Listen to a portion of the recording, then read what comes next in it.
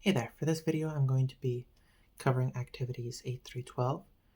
The exam that's coming up should be covering activities 1 through 12, so between the first video I made, which is activities 1 through 7, and this video, activities 8 through 12, it should give you a quick recap for the exam. Activity 8 is factoring polynomial expressions, part 1. It extends on the previous activities, which discuss factoring basic numbers like 18 and 30, and extends that to factoring expressions like 12x to the 4th times 7y squared, or y to the 7th, and 20x to the 5th, y squared, z to the 8th. So the first part is finding the greatest common factors, then factoring that greatest common factor out of polynomials, and then another method of factoring, which is factoring by grouping. So the greatest common factor is essentially looking at what's the largest thing that goes into both this term and this term.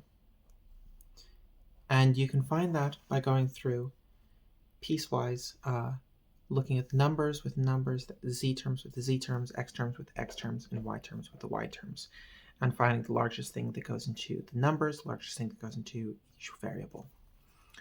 In this case, 8 is 2 times 2 times 2, and 30 is equal to 5 times 6, which is 2 times 3 times 5. So when we're looking at the greatest common factor between 8 and 30, we will be looking at the 2. So I like to just write out an example greatest common factor, GCF, and we will build on this as we go through finding the greatest common factor. GCF of those two is just 2. GCF of z to the 4th and z to the 8th. Well, in Math 100, we talked about finding the greatest common factor by writing out how many copies there are, z times z times z times z, for z to the 4th, and z times z times z.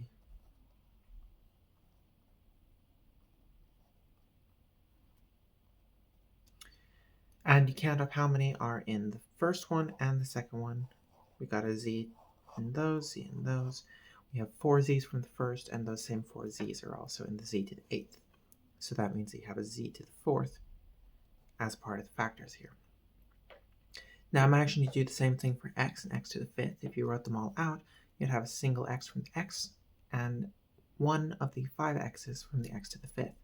So the next term would be x. Y squared and y squared, you would have y times y and y times y. So you'd have y squared in both of those. So that's the greatest common factor there. Down here, 6y to the 7th, negative 42y cubed. Well, 6 goes into 7, or it goes into 42. 42 is equal to 6 times 7. So that means a part of the GCF is going to be 6, because 6 is in both 6 and in 42. We have a y cubed and y to 7th. If we laid those out, that would give us a y cubed term there. Moving on from there to the next page, we have this brief bit right here, which says compare the power of each variable in problem 1 part C to the variables in the original terms. So what it wants you to notice here is that the variable that you had in problem 1 part C, the exponents on each variable is the same as the lowest exponent in these. So if you want to find the greatest common factor between two different terms like this, you can simply pull out the lowest power from each one. Lowest power of z is z to the 4th, lowest power of x is x, lowest power of y squared is y squared. So the greatest common factor, for the variables at least, is just going to be a z to the 4th x y squared. That means that when we're talking about the finding the GCF and factoring that GCF on these polynomials, we can simply look through them for, well, first we have to factor the numbers. 14 is 2 times 7. 42 is 2 times 3 times 7. So GCF here is going to be those common numbers, the 2's and the 7's, 2 times 7, and then the lowest power variable in there. So 2 times 7 times w squared, or 14w squared. If we factor out that 14w squared from this, we're left with 14w squared times negative 1 is negative 14w squared. 14w squared times, well, we still have that 3 to get it up to 42, plus 3 times w squared needs a w cubed to get up to w to the 5th. That right there is factored. For the next one, step 1 is find the GCF. 9 goes into 27. So between 9 and 27, you could say that the greatest common factor is 9. But if we look at this 15, 15 doesn't contain a 9. 15 is just 3 times 5. So let's write those out. 9, 27, and 15. 3 times 3, 3 times 3 times 3, 3 times 5. So if we're looking at what's common between these, the only thing in common is just that single 3. So the GCF is going to have a 3 in it. And then the lowest power here is just a c. Factoring out that 3c, take a 3c out of negative 9c cubed, we're going to have a single 3 left. Take a c out of a c cubed, we're going to have a c squared. 3 out of 27 leaves you with a 9. C out of c squared leaves you with a c. 3 out of 15 leaves you with a 5. C out of c doesn't leave you anything. So that's factored. Last one of these, looking through here, greatest common factor. We don't have any numbers here in front of this one, so we can't factor anything between the numbers. We don't have any w terms here or here, so we can't factor any w's out. We don't have any y terms in here or here, so we can't factor any y's out. But what we do have in common between all three of these is a w minus 6. So that's our greatest common factor. Factoring that out, we have a w minus 6. And if we factor that out, we have 8w minus y plus 3 left over. So when factoring, it doesn't have to just be a nice single number or a product of a couple numbers. We can also have, in this case, the entire w minus 6 term that we factor out. Moving on to factoring by grouping. In general, take the first two terms and the last two terms, those are your groups, and then you factor each one of these individually. We can take out a 2 from both of those. And we can take out a b from both of those. So 2b out of both of those, we're left with a plus 2. Out of here, we can take a 5. If we do that, we're left with a plus 2. Now we've got an a plus 2 in each one of these two pieces right there, so we can take out the a plus 2. That leaves us with 2b plus 5 remaining. Like so. Same idea over here. Group, u squared, u minus 2, plus 2, u minus 2, u minus 2, u squared plus 2.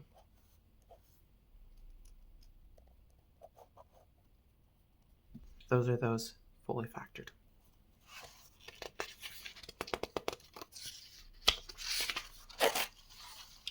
Continuing on, we have activity 9. So activity 9 is factoring polynomial expressions part 2. So we're building on the previous activity and introducing something called the AC method of factoring. So the AC method of factoring is when you have a leading coefficient, leading number right there, that is not equal to 1. To factor using the AC method, you use the idea that all polynomials are in the form of ax squared plus bx plus c. So the first and the last coefficients are a and c. So the AC method has a times c. In this case, 4 times 15. or 60. So you look for two numbers that multiply to equal 60 and add to equal the middle term, which in this case is negative 16. So we're looking for two numbers that both have to be negative because they're multiplying together to equal a positive and adding to equal a negative. So we've got a load of combinations here. Things that multiply to equal 60, well, 1 times 60, 2 times 30, 3 times 20, 4 times 12, 4 times 15, 5 times 12, 6 times 10, 7 doesn't go into it, 8 doesn't, 9 doesn't, and then the next thing would be 10 times 6, and so we're repeating ourselves just in the reverse order. Looking through this, if we had negative 1, negative 60, that's negative 61, negative 32, negative 23, negative 19, negative 17, negative 16. That one right there, if we add those together. So negative 6 plus a negative 10 equals negative 16. That's the first step of the AC method, is find the two things that multiply together to equal positive 60, add together to equal negative 16. Then you split this middle term into those two things. 4x squared minus 10x minus 6x plus 15. Now you factor this by grouping. First group, second group. First group, you can take out a 2x, and you're left with 2x minus 5. Second one, well, we've got a negative and a positive. Here we have a positive and a negative, so we want to factor out a negative number. Factor out a negative 3, and you're left with 2x minus 5. Because negative 3 times 2x is negative 6x, negative 3 times negative 5 is positive 15. Now we have the same 2x minus 5, 2x minus 5, factor that out. 2x minus 5, you're left with 2x minus 3. That's it factored using the AC method. So the activity talks about factoring trinomials into binomials, has a few example problems factoring, and here it describes AC method. Gets its name from the quadratic form a squared plus bx plus c, and this should be ax squared right there, not just a squared. And the fact that we multiply a times c to determine our factors. So that's the AC method of factoring. Walks you through the entire problem right here. And then has a couple example problems using that. Let's do another one of these examples. 21x squared minus 13x plus 2. AC equals 21 times 2, 42. Looking for two factors that add together to equal negative 13. So again, we're looking for two negative numbers. Multiply to equal 42, add to equal negative 13. So 42 is, let's just list them out. 1 times 42, 2 times 21, 3 times 14. 4 doesn't go into it, 5 doesn't go into it, 6 times 7, and then after that we'd start repeating ourselves with 7 times 6. 6 plus 7 is 13, so negative 6 plus negative 7 is negative 13. So there are our two terms. That gives us 21x squared minus 7x minus 6x plus 2. Group 7x times 3x minus 1 minus 2 times 3x minus 1. Factor out the 3x minus 1. We're left with 7x minus 2. That is our answer. Moving on from there, we have some attempts at factoring by grouping. Some of them are factorable, some of them are not. In general, I just try to factor and see if it works. Some key tells of whether it will factor or not are, for instance, this one. If we look at our groups, we have no negative signs. we have one negative sign, so that will never work. If we had two negative signs, then that had potential, but it does not. Another thing to look at is the ratio. Here we have 1 and 2, here we have 3 and 2. If we factored anything out of here, the second term would still be smaller than the first, whereas here the second term is always going to be larger than the first. So that one we'll never be able to factor. We have more examples, and we have these special factoring cases, which you can immediately forget both of these perfect square trinomials, but you really, really, really want to remember the difference of squares. That is very important to remember. That will save you a lot of time and effort. It comes up a lot of times, whereas the perfect square trinomials do not. So, difference of squares says when you have something squared minus something else squared, you can immediately factor that into w minus 4, w plus 4. This one is 5 squared minus x squared. Immediately factor into 5 minus x, 5 plus x. This one right here, you've got something squared, you've got something else squared, but in between there, you have a plus sign. You do not have a minus sign. So this one's not factorable.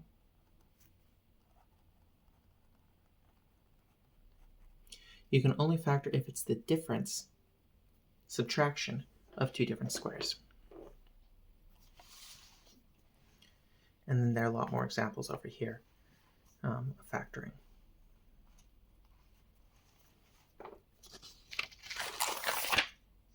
Last page of activity 9 has some basic principles for factoring polynomials. I'm not sure how useful these actually will be to you, but it tries to lay out a table for you to factor. Activity 10 is simplifying, multiplying, dividing rational expressions. So rational numbers are fractions. Rational expressions are things that have fractions as part of them. So terms divided by terms. For the examples, the primary idea with rational expressions is factor them until you can't factor them anymore, and then cancel anything at the top and the bottom that looks the same. And to make them look the same, you can also use different rules that we talked about back in activity 1 to rearrange the order of operations, things like that. So for instance, on this first one, you can just rewrite 7 plus y as y plus 7. Because with addition, the order doesn't matter. And then I always like to put parentheses around my numerators and denominators to show that those are entire terms. You cannot cancel out the 7 here and the 7 there, the y here and the y there. You have to cancel the entire y plus 7 with the entire y plus 7 to show that this is equal to 1. Down here, well, let's reverse the order of that. We've got negative x plus 8 over positive x minus 8. Now, those still don't look the same. But what we can do is we can factor negative sign out of either the numerator or denominator and show that negative 1 times x minus 8, well, that's the same thing as negative x plus 8 divided by x minus 8. Cancel, cancel, that equals negative 1. For this one, we have to factor it. X squared minus 9x plus 20. Two things that multiply to equal 20 add to equal 9. That should be positive 4 and positive 5, so this factors into x plus 4, x plus 5 on the top. On the bottom, we need two things that multiply to equal negative 15, add to equal positive 2.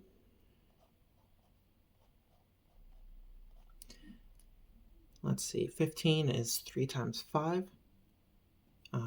So negative 3 times positive 5, or positive 3 times negative 5. It adds to equal a positive number, so the bigger one has to be positive. So that means x plus 5, x minus 3. Now we have an x plus 4, x plus 5 over x plus 5, x minus 3. Cancel the x plus 5s.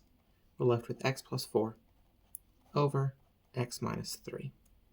That's fully factored and simplified.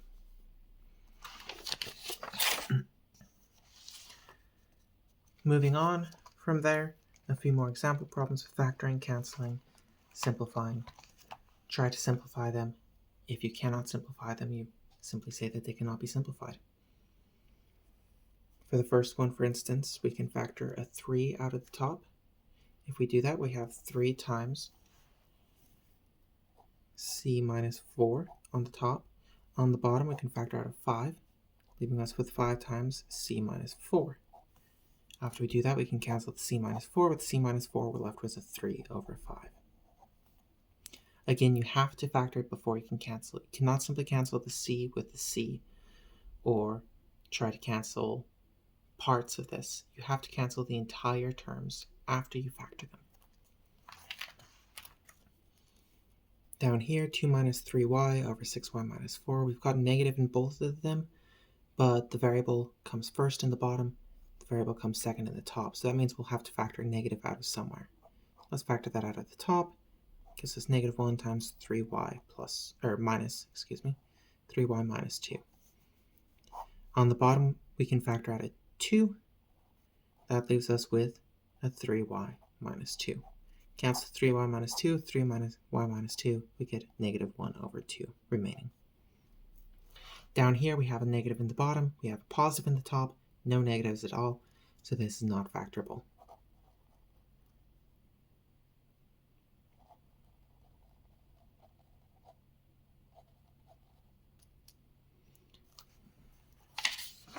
Moving on from there, got a few more example problems back here. This last one is a little bit tricky to factor because in the bottom we have AC method to factor that. Because the leading coefficient is not equal to 1. And on the top, we have a difference of squares.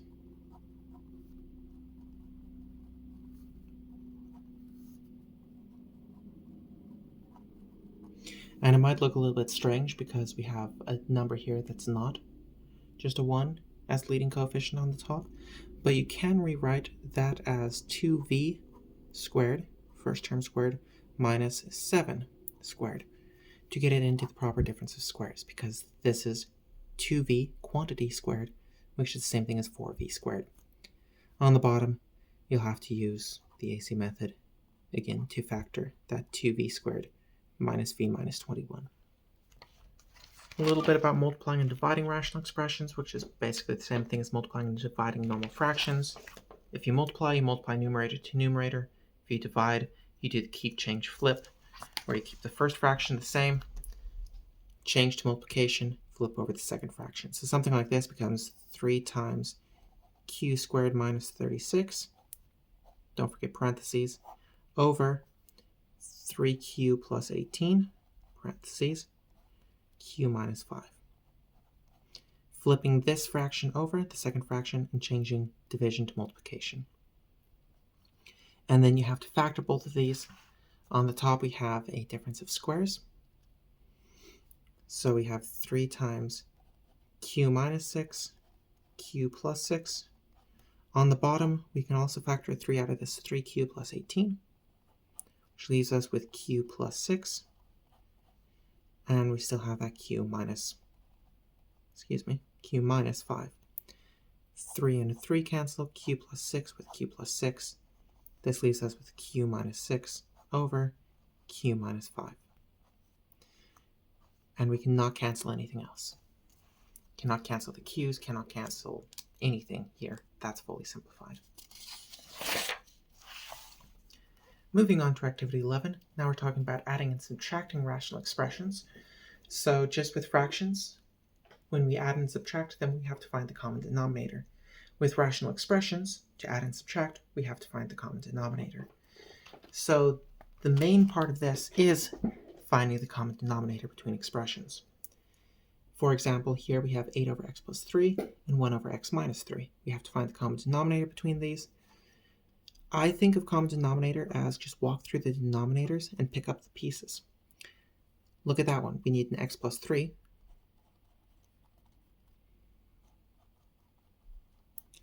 Look at this one. We need an x minus 3. We currently have an x plus 3. So we need to multiply by x minus 3. That right there is the least common denominator. And then to write it, the pair as equivalent fractions, we look through this least common denominator and we say, what pieces are we missing? 8 over x plus 3 is missing an x minus 3. So give it an x minus 3. 1 over x minus 3 is missing an x plus 3. Give it the x plus 3.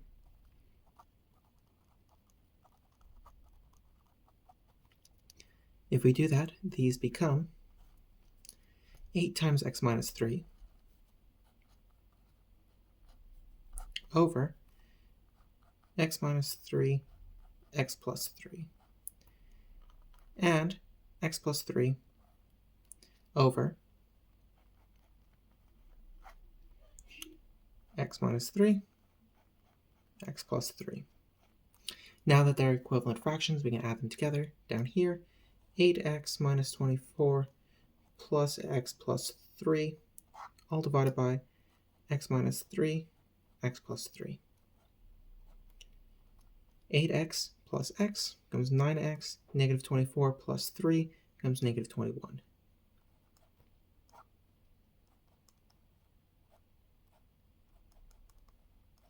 The last step is to factor this and see if there's anything we can cancel. We can factor 3. We're left with 3x minus 7 on the top over x minus 3, x plus 3. Nothing cancels, so we're done. Another example of this, and then a few examples walking it through step by step before we get to it simply telling us to simplify them. So for each one of these, determine the least common denominator, rewrite the irrational expression as an equivalent expression with that least common denominator, and then do this addition or subtraction, whichever one it tells us to. So right here, for instance, we have y squared over y minus 1 squared minus y over y minus 1 squared. This one we already have the same common denominator, so we can simply combine them into y squared minus y over y minus 1 squared. And then you have to factor this. Y squared minus y, you can factor out a y. That leaves us with y minus 1. Because unless you factor it, you can't tell when things cancel. And you also cannot cancel them. So here we have a y minus 1 on the top. We have a y minus 1 squared on the bottom. So we can cancel that out and be left with y over y minus 1. And we cannot cancel the y here and the y there because of this plus or this minus 1. You would have to cancel the entire y minus 1 or the entire y to be able to cancel out. Here's another example. When we're finding the least common denominator, we do want to be factoring those denominators. Here we have 3 over h minus 4 minus 24 over h squared minus 16 can be factored into an h minus 4, h plus 4.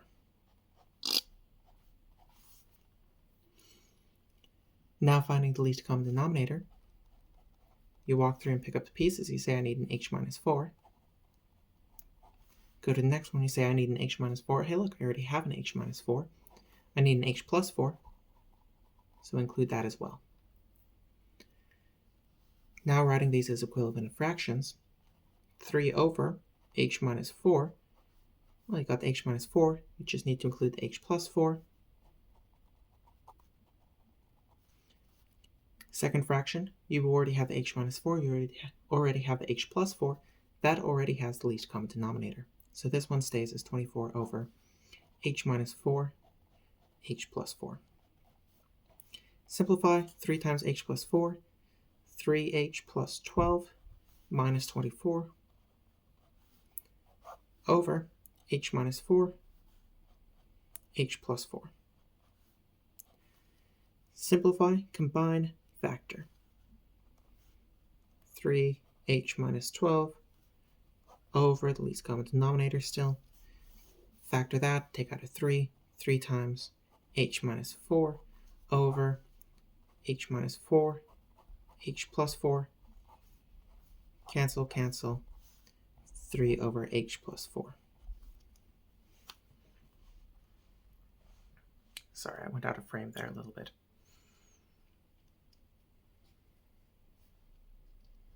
Moving on from there, we have activity 12, which is complex fractions. This is the last activity that we will have on the exam. So for this, we're dealing with fractions inside of fractions. There are two methods that you can use here.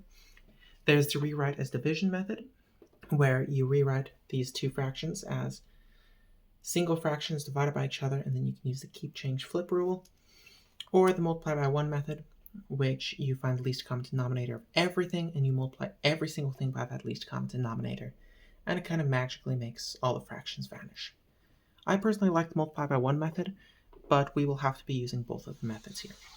So the first page says use the rewrite as division method. So let's do that. We have to write the numerator and the denominator both just as single fractions. So you find the least common denominator of the numerator, you find the least common denominator of the denominator. Least common denominator of the numerator, well, we need a 5, we need a y, it's going to be 5 times y. The denominator, we need a 10, we need a y squared, 10 times y squared. Change each one of these fractions into that. Change the 1 over 5 minus 1 over y to have that least common denominator. 1 over 5. Missing the y, multiply by y. Minus 1 over y. Missing the 5, multiply by 5. On the bottom, 7 over 10. Missing the y squared, multiply by y squared. Plus 1 over y squared. Missing the 10, multiply by 10. Simplify. 1 over 5 times y over y is y over 5y minus 1 times 5. All that divided by, big division sign, 7y squared plus 10 all over 10y squared. Now comes the rewrite as division trick.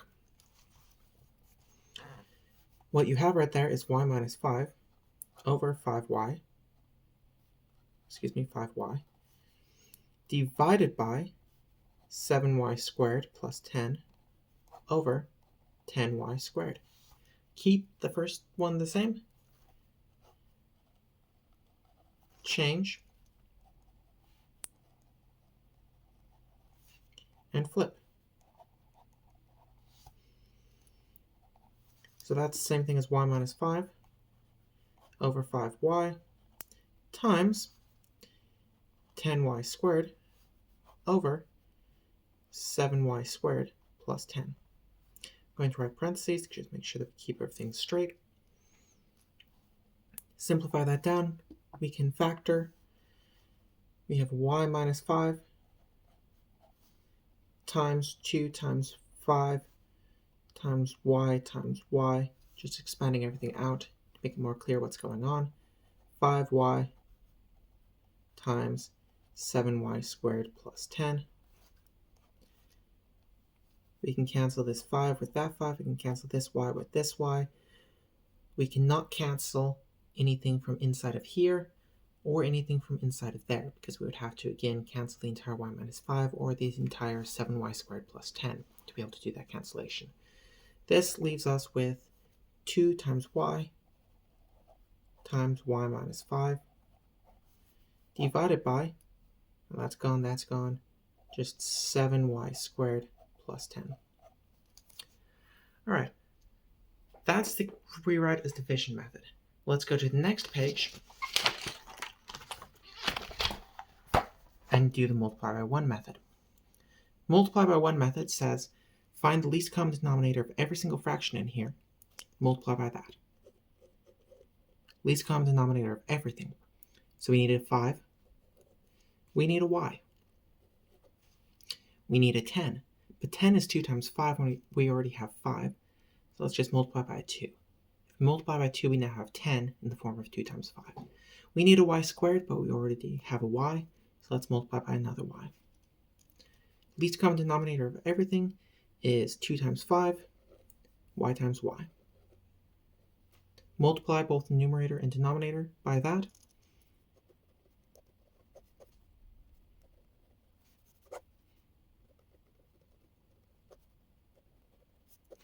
And the beauty of this is, since we found the least common denominator, every single denominator is included in that. So every single denominator will cancel out.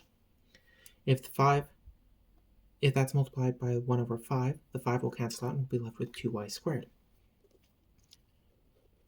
10y squared divided by y, the y's cancel out, we're left with 10y. On the bottom, 10 and 10 cancel out, we're left with 7y squared. Y squared and y squared cancel out, we're left with 10. Factor, on the top we can take out 2y. We're left with y minus 5. On the bottom, we have 7y squared plus 10. That's fully simplified. And that is also the same as we got using the other method on the previous page. So that's a summary of activities 8 through 12. Good luck on the exam.